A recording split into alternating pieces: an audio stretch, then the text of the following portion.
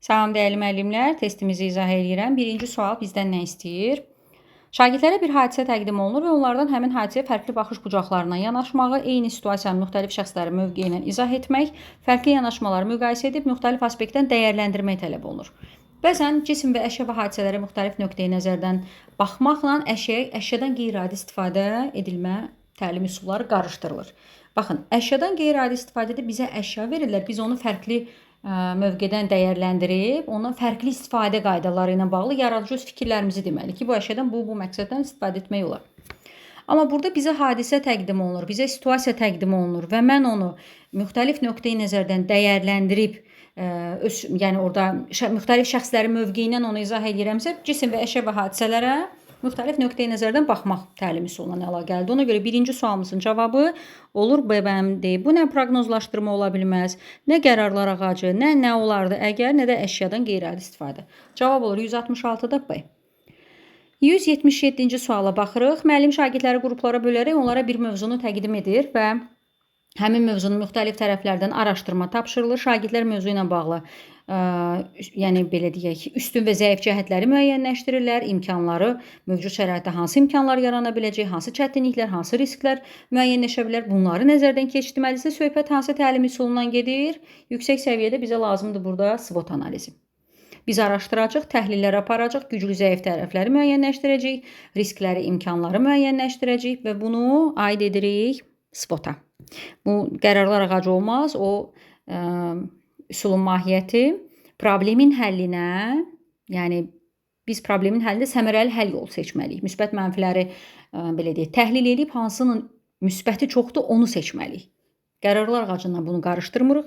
4n1 karşı heç olmaz. 4n1 karşıda da bəli, problem və layihə üçün nəzərdə tutulubdur, amma bu məqamları orada görmürük. Debat üçüncü tərəfi inandırmaq tələb edir.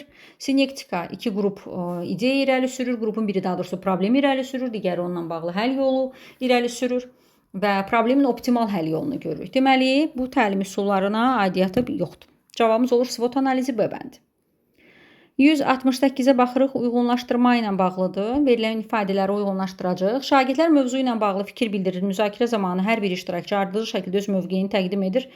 Məsələn, bunun dəyərimi masada görə bilərik və birə aid fikir və bəndində öz əksini tapır. Bütün iştirakçılar növbəli şəkildə fikirlərini ifadə edirlər.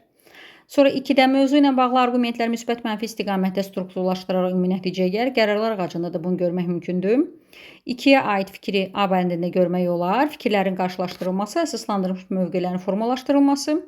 3. Qrup daxilində müzakirə aparılır. Digər qrupların nəticələrini nəzərdən keçirərək onları tamamlayır, yeni fikirlər əlavə edirlər. Karuseldə məsələn bu məqamları görmək mümkündür. Qruplar arasında fikir mübadiləsi və ideyaların dövrü şəkildə inkişafı baş verir. Cavabımız olur 1B, 2A, 3C. 168-də cavabımız olacaq A variantı. 169-a baxırıq. Müəllim şagirdlərə bir hekayənin müəyyən hissəsini oxuyur. Hadisənin ən gərgin məqamında oxunu dayandırır. Şagirdlərdən oxuduqları hissəyə əsaslanaraq hadisənin necə davam edə biləcəyini izah etməsi, ehtimal irəli sürməsi, əsaslandırması tələb olunur. Bunu görürük biz proqnozlaşdırmada. Məsələn, insert olmaz, SWOT olmaz, think-vein olmaz. Uzaqbaşı ya proqnozlaşdırma, ya nə olardı əgərin arasında qala bilərsiniz. Bu iki üsulun arasında qalırsınızsa, nə olardı əgərdə mətin verib yarımçıq saxlamaq söhbəti yoxdur. Bunu çıxın. Bizə məsələn deyə bilər ki, elektrik olmasaydı nə baş verərdi? Su olmasaydı nə baş verərdi? Nə bilim, marketlər olmasaydı nə baş verərdi? Fotosintez olmasaydı nə baş verərdi? Nə olardı əgər mahiyyəti budur? Amma bizdə situasiyada, deməli bu olmaz. Situasiyada deyir ki, hekayə verilir, müəyyən bir hissəsi oxunur, sonra dayandırılır. Bununla bağlı ehtimal irəli sürməlisən, yəni proqnoz verməlisən, hadisə necə davam edəcək, mətn necə sonluqla bitəcək. Deməli, bu olur proqnozlaşdırma. Cavabımız olur 169-da A variantı. Nəhayət 170-ci suala baxırıq. Verilən fikirlər arasında hansı təlim üsulunun xüsusiyyəti yoxdur?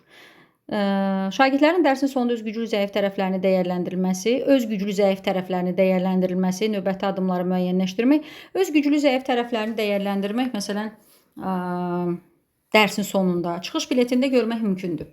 Çünki orada da qiymətləndirmə, dəyərləndirmə məsələsi var. Sonra şagirdlərə söz və ifadələr təqdim edir və onları ümumiləşdirmə tələb olunur. Söz və ifadələr təqdim olunub ümumiləşdirəcəksə, indi baxır oradakı təlim üsuluna, məsəl üçün. Söz və ifadələr təqdim olunur. şagird onu ümumiləşdirirsə, anlayışın çıxarılmasında bunu görə bilərik. Həmin o söz assosiasiyaları arasında əlaqələndirir, şagird ümumiləşdirmə aparır, induktiv mühakimə əsaslanır, sonra nəticə çıxarılır. Şagirdin öyrənmə prosesi zaman daxilində izləməsinə, əvvəlki nəticələrini müqayisə aparmasına şərait yaradır. Öyrənmə prosesini zaman daxilində izləyirsə, refleks üsulları söhbət gedir. Refleks üsullarına bilirsiniz, çıxış bileti də aiddir, şəxsi jurnaldır, cümlə köklərdir və s. Sonra burada əvvəlcədən verilmiş ifadə başlanğıcları vasitəsilə fikirlərini sistemli şəkildə ifadə etməyə, bu cümlə köklərinə aid fikirdir.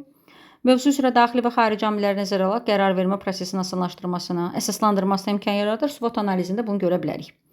Deməli, tapa bilmədiyimiz, aid olmayan burada variant B bəndi, Sinkveyn. Deməli, Sinkveynə aid fikir burada yoxdur. Cavabımız olur 170-də B bəndi.